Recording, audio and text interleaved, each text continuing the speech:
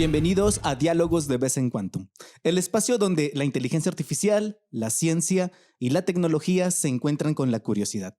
Aquí exploramos ideas, descubrimientos y su relación con nuestra vida cotidiana, de la mano de expertos que están revolucionando el futuro a nivel internacional.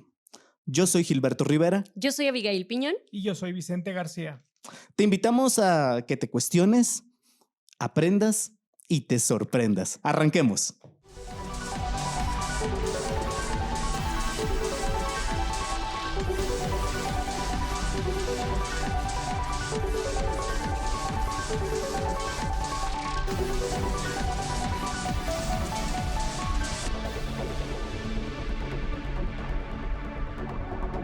En 2018, la plataforma de streaming Netflix enfrentaba un dilema.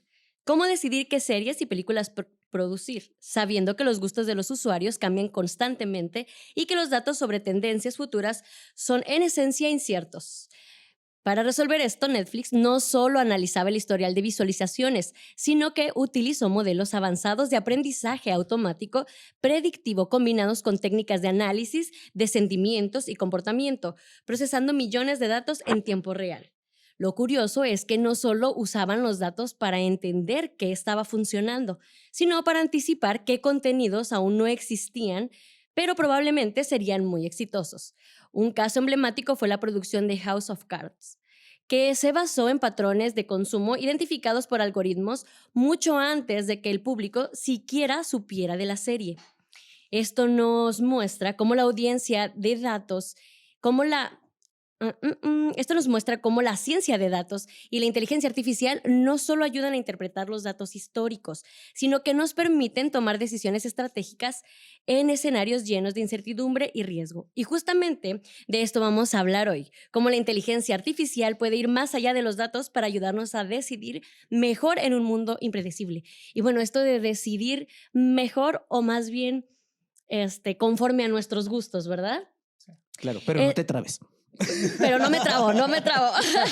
Esto es solo un ejemplo de cómo un mundo incierto de la inteligencia artificial, bueno, ya me voy a trabar más seguido, perdónenme, no solo procesa los datos. Bueno, ¿y ustedes creen que realmente esto nos ayude a decidir mejor, como dice nuestra introducción? Bueno, es que si vas a pronosticar, si vas a predecir, incluso con herramientas de inteligencia artificial, los escenarios cambian, las tendencias se revierten, sobre todo ahora con todo el entorno de Big Data, lo que ahorita es tendencia, en 2-3 días ya no lo es. Claro. Entonces, bueno, ¿cómo manejamos toda esta incertidumbre que el futuro en sí mismo por naturaleza tiene? Muy bien, entonces, ¿sí, doctor? Sí, no, pues efectivamente, yo creo que es uno de los retos más importantes manejar toda esta incertidumbre que tiene la información y que va cambiando en el mundo en el que vivimos.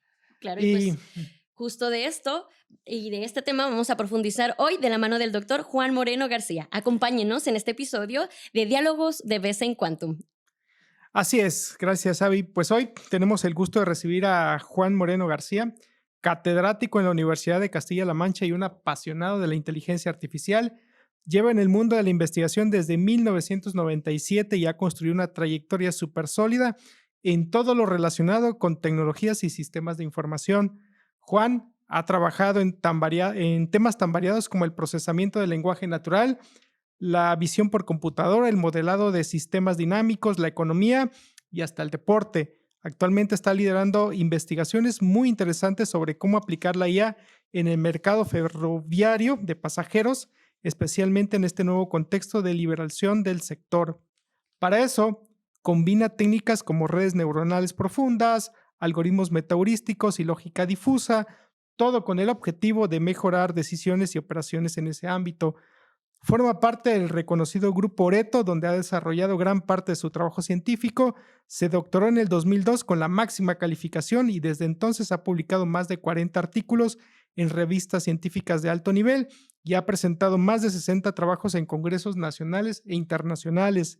Además, ha dirigido 5 tesis doctorales, participado en 14 proyectos de investigación y ha colaborado con empresas y administraciones en proyectos de I+D, muchos de ellos como investigador principal. Por si fuera poco, ya me falta aire, qué largo. Es muy difícil resumir, ¿no? Por si fuera poco, cuenta con 5 sexenios de investigación reconocidos, Wow. incluyendo uno por transferencia tecnológica. Hoy, Juan también está muy enfocado en hacer que la IA no solo funcione bien, sino que también se entienda mejor, trabajando en temas de explicabilidad de redes neuronales y colaborando con distintas empresas e instituciones para llevar esa IA al mundo real. Así que un verdadero lujo contar hoy en este episodio con Juan. Bienvenido, Juan, a este Bueno, espacio. muchas gracias por la invitación. El lujo es mío, la verdad, que de contar con una ocasión de hablar sobre temas tan interesantes y tener una audiencia tan destacada. Por mi parte es un placer, sinceramente, que hayáis pensado en mí para poder aportar un granito de arena en lo que es vuestro proyecto. Oye, Juan, estuvo el doctor Vicente, ¿no? Leyendo eh, tu currículum, ¿no? Varios logros. Creo que voy a agregar en mi currículum, ¿no? Soy amigo de Juan Moreno. somos ya. Somos. Vamos a agregarlo en el currículum. Sí. Impresionante, Juan, impresionante. Y en una área que necesita recapacitarse de manera constante. Hay que estarse actualizando y no solamente, vaya, a nivel de aplicación, sino también a nivel de enseñanza, porque tienes que dominarlo a tal grado que debes transmitir el conocimiento a nuestros universitarios. Y bueno, yo Eso es. que veo disciplina, desvelos, trabajo duro. Constancia. Y a veces yo me pregunto, Juan, a ver, si fuéramos a hacer una película de Juan Moreno, la vida de Juan Moreno en una película, tu vida profesional, tu vida personal, a ver, ¿qué tipo de película estaríamos viendo? Bueno, pues lo primero que te voy a decir es que ibas a perder probablemente el dinero que inviertas, pero bueno.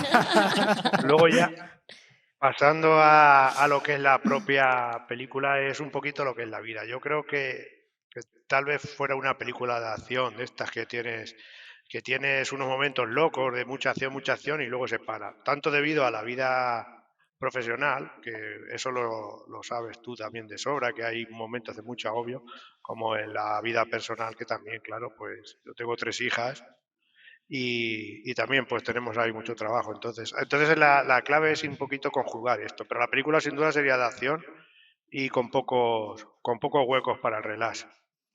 Oh, avancemos con nuestro Tom Cruise de la Sí, incertidumbre. Pues más que película, yo creo que sería una serie, ¿verdad?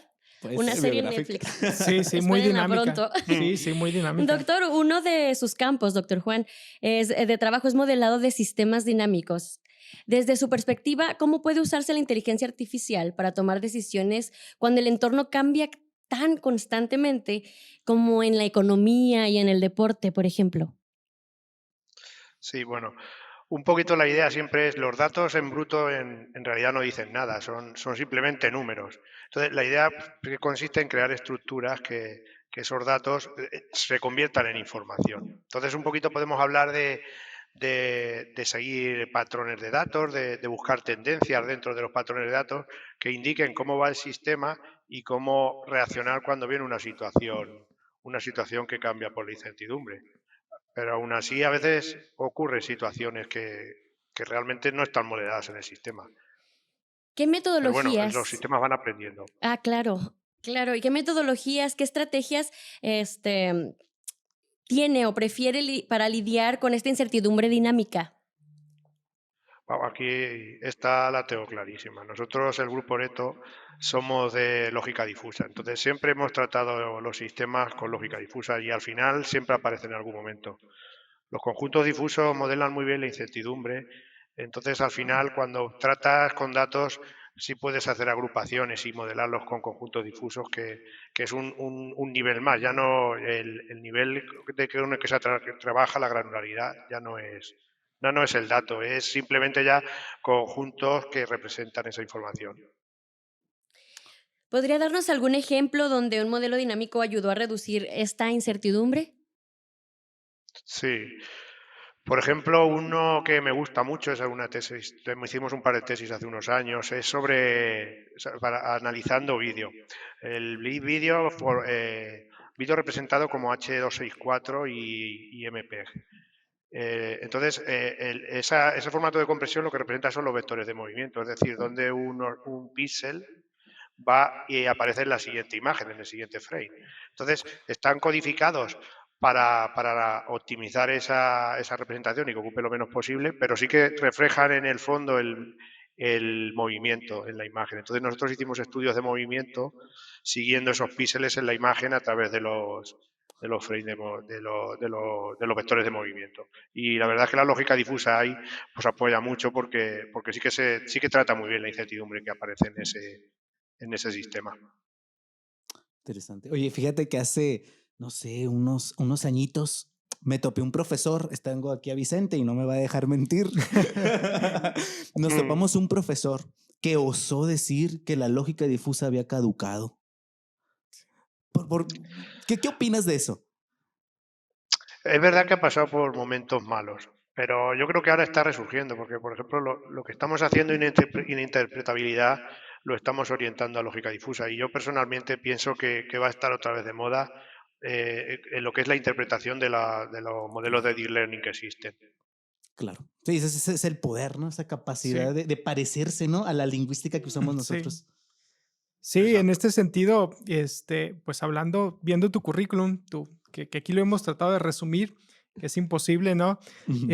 Veo el área de procesamiento del lenguaje natural y si hablamos de incertidumbre, yo creo que el lenguaje natural es donde puede haber más incertidumbre. Las empresas han visto una fuente importante de obtener información a partir de los comentarios, ya sea de un producto, de una película o las redes sociales, pero es donde yo creo que existe más, ¿no? Podemos ver en las redes sociales inclusive peleas porque alguien entendió algo o entendió mal, cosas como, por ejemplo, yo puedo decir, Vicente vio a Gilberto con los binoculares, ¿quién vio con los binoculares?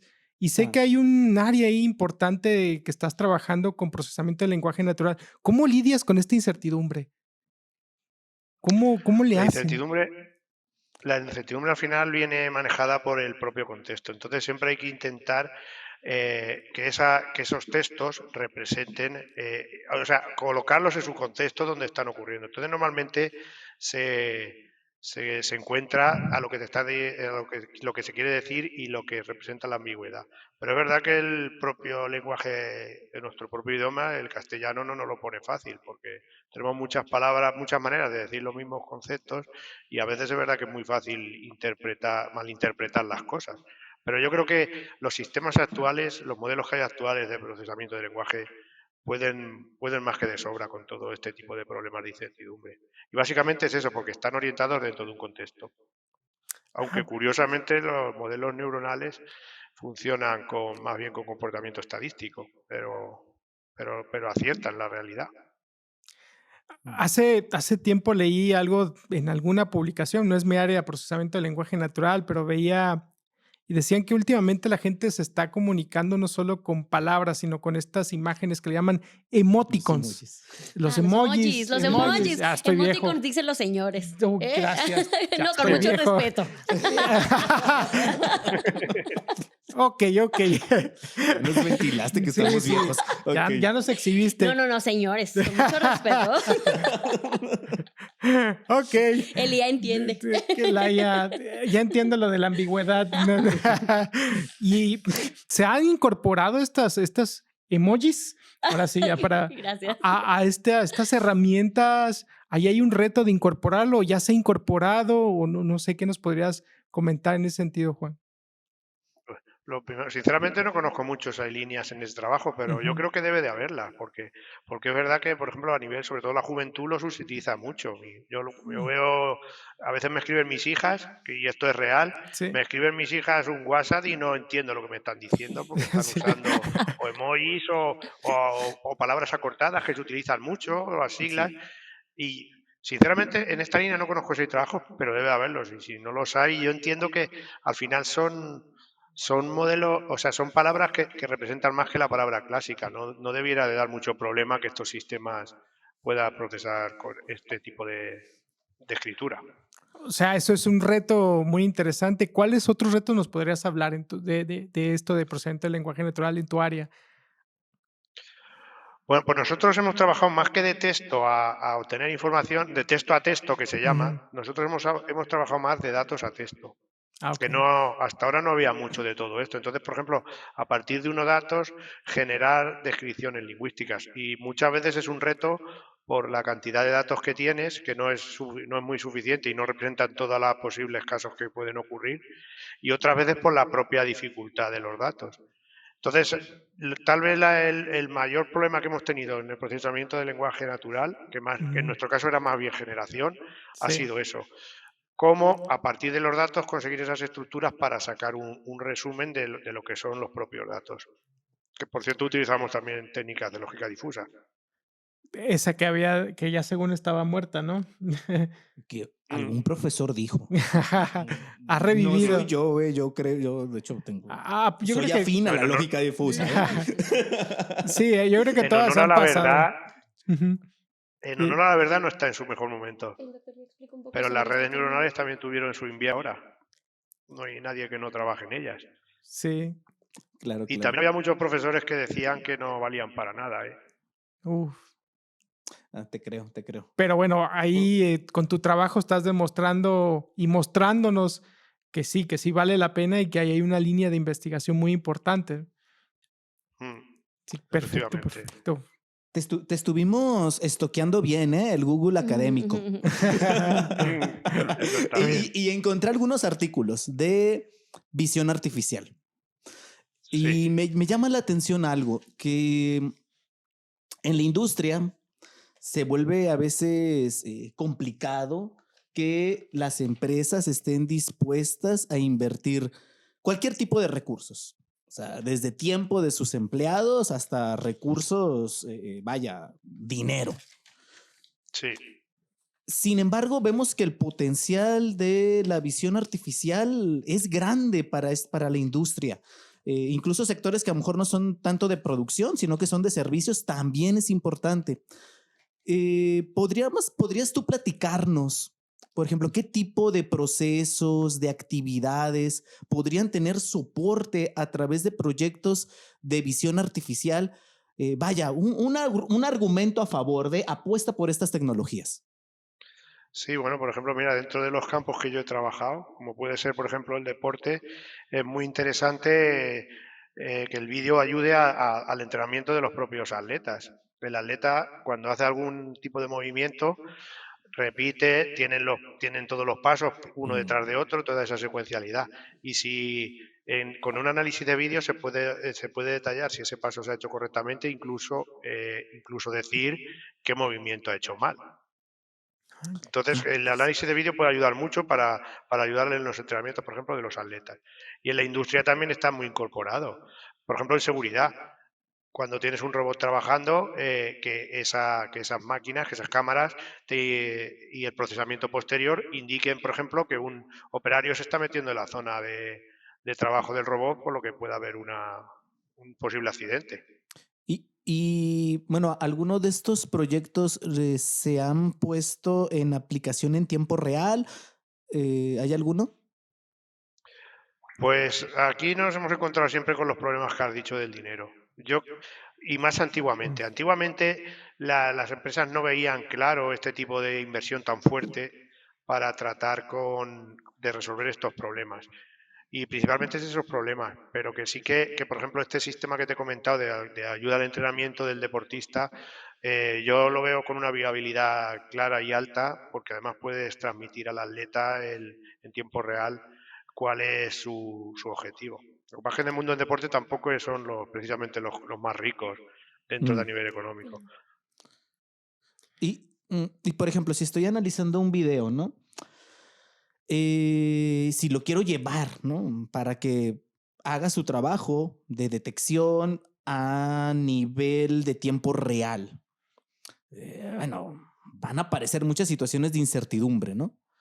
¿Cómo podríamos manejar, digamos, si hay un profesionista que ahorita estuviera enrolado, interesado en proyectos de este tipo, qué le puedes tú sugerir para que trate la parte de incertidumbre en visión artificial? Bueno, la parte, el tema de la incertidumbre, los sistemas de hoy, el problema que le veo yo es que prácticamente, y sobre todo en análisis de vídeo, ya no hay técnicas que no se basen en Deep Learning. Y los sistemas de Deep Learning son bastante cerrados. Entonces, en principio, se supone que la incertidumbre se la comen ellos mismos con el propio diseño de las preguntas, o sea, de la estructura de la red y de las conexiones. Pero la verdad es que es un problema porque son cajas cerradas. Entonces de ahí viene todo lo que se está hablando ahora de la explicabilidad de los sistemas, porque también pueden ayudar incluso modificando pesos como hay trabajo ahora, a orientarlos más hacia un objetivo y ese tratamiento de incertidumbre. Pero en principio en los modelos actuales de Deep Learning el tratamiento de la incertidumbre es muy difícil porque cualquier cosa que hagas te va a alterar el modelo. Entonces supongo que habría que atacar en el aprendizaje, que volvemos a los datos, que es lo de siempre. Entonces, que esas posibles situaciones de incertidumbre estén recogidas en las fuentes de datos que se les pasa. Qué interesante. Ya estamos platicando de posibles líneas de investigación. Sí, Mira, me sí. gusta. Ahora se me ocurría, no sé si hay un estudiante que quiera hacer esto de analítica del deporte y hablamos del dinero, ¿no? De ese problema. Pudiera utilizar, no sé, videos de YouTube o de, no sé, para empezar, para hacer esto. Sí, bueno, Vamos, últimamente yo no llevo mucho tiempo sin tocar temas de deporte, pero ahora mismo sí hay datasets por ahí bastante potentes Ujú. de vídeo para analizar diferentes temáticas y entre ellas como puede ser el deporte. Entonces yo creo que sí que lo haría. Lo que pasa es que normalmente estos sistemas están muy orientados al entrenador también y qué quiere ese entrenador. Entonces habría casi que, como se funciona en este ámbito, grabando vídeos y después estudiando vídeos. Por ejemplo, Ah, antes se nombró una aleta, pero puede ser de un deporte colectivo también, que se utiliza mucho, de los movimientos por ejemplo, de futbolistas Sí. en el campo y estudiar cómo han ido evolucionando a lo largo de lo que es y cómo se han desplegado en el campo. supongo que si esto se hace ya de manera colectiva, ¿se agrega más incertidumbre? ¿Es más complejo que hacerlo de manera individual? Es decir, no es lo mismo analizar el comportamiento de un jugador Que que del equipo. Del analizar a equipo. todo el Ujú, equipo. que todo. Pero realmente son dos casos distintos, Ah, porque ok. el jugador, o sea, el equipo completo, tienes que analizar más bien posicionamiento de cada Pues, uno de los equipos, Ah, que ok. en realidad con los GPS que llevan y todos los aparatos no es tan necesario. De eso esa información la tienen. Pero sin embargo, en deporte individual puede ser más complejo porque hay más ocultaciones con el propio movimiento del deporte que estás haciendo. y distintas técnicas, me imagino, que también hay que explorarlas. Claro, pero bueno, te digo que ahora casi todo se está haciendo con redes neuronales. No hay ya nada que nadie que no use redes neuronales. Sí. Está viviendo su etapa de esplendor, que yo creo que ahora que tuvo su temporada decía un profesor, de oscurantismo, ¿no? Y yo supongo que le pasa la lógica difusa, ¿no? Que tiene su etapa ahí, su invierno, ¿no? Y que todo el mundo lo critica, pero que tendrá su momento de esplendor, me imagino. Esperemos, esperemos. No estamos luchando por eso, ¿eh? La verdad es que soy de ese colectivo y activo. Doctor, en esta investigación que realizamos también sobre usted, notamos que está fuertemente conectada la aplicación con casos de estudio y aplicaciones en diversos sectores. ¿Nos podría compartir anécdotas que hayan surgido con los usuarios y clientes de dichas aplicaciones? Pues la anécdota clásica lo dice la ley de Murphy. Si algo puede fallar, Va a pues va a fallar. fallar. Entonces estás Exactamente. entrenando el sistema en casa tranquilamente, todo va bien, lo haces en el laboratorio y lo pruebas, y de que llegas el día de la prueba, lo más tonto es lo que falla. Entonces resulta que quedas un poco como un tonto porque no funciona, no funciona. Entonces, en realidad, luego a lo mejor es algo de código, una línea de código, que lo que sea, alguna variable que no has inicializado o tal, y en el momento del despliegue, entonces es cuando ocurren los errores. Y es, la verdad, lo peor que puede pasar. Y se ha dado en casos famosos, muy conocidos también. Esto me suena a cuando los estudiantes llegan y nos entregan proyectos y dicen, en mi casa sí funcionaba. Ah, sí, sí, sí. Dice, en mi casa sí corría, en mi casa sí Y es funcionaba. verdad. Sí, suena muy parecido Es a eso. similar. Y a ¿Qué veces es cons- verdad, que le falta alguna cosita y debería de funcionar. El grueso sí que funciona. Exacto. Es cierto. Sí. ¿Qué consejo daría a quienes buscan integrar estas técnicas en sus organizaciones o investigaciones aplicadas? Pues lo primero, la verdad, es que crean en ellas, porque yo creo que el problema que ya ha salido un poquito antes, y es que luego cuando vas a la empresa se da cuenta del costo que tiene esto y no creen en Claro. estas técnicas. Y el problema principal es ese, que tengan fe, porque empresas que han invertido en esas técnicas Claro. están ahora y son punteras. Entonces, la mayoría de empresas que han apostado por la investigación y por recursos de investigación son punteras. Entonces, yo creo que esto es un poquillo culpa tanto de la propia empresa, que no cree a lo mejor en lo que desde academia le decimos, como nosotros, que no sabemos hacernos entender, tal vez. Bien. Es cierto.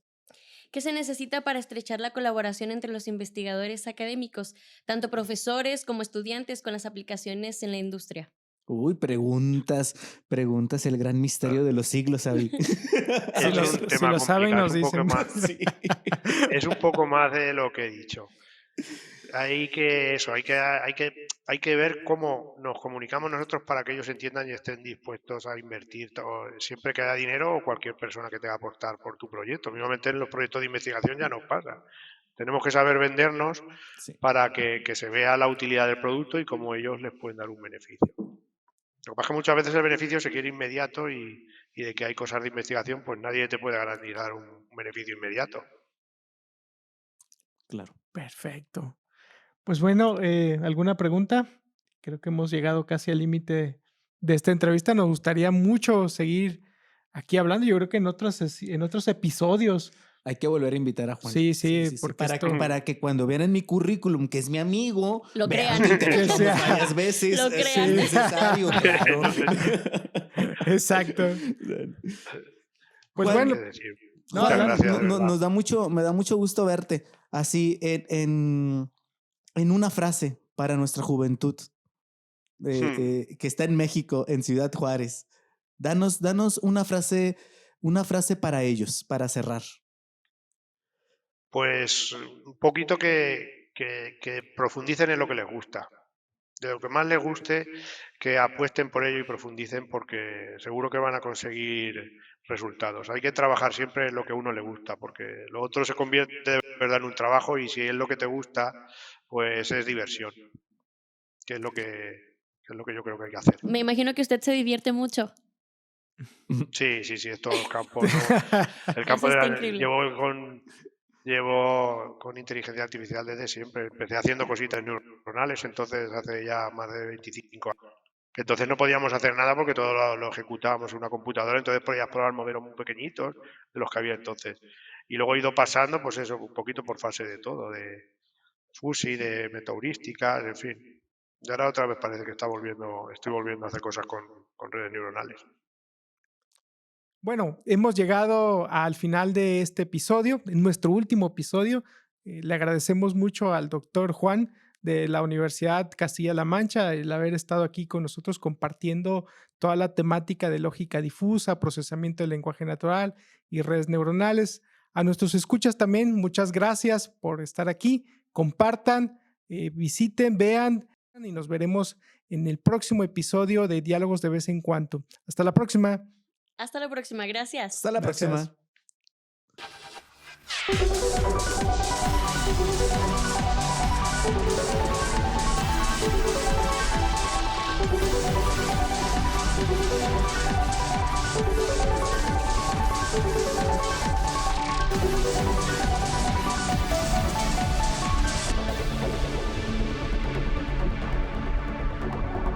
Síguenos en nuestras redes sociales.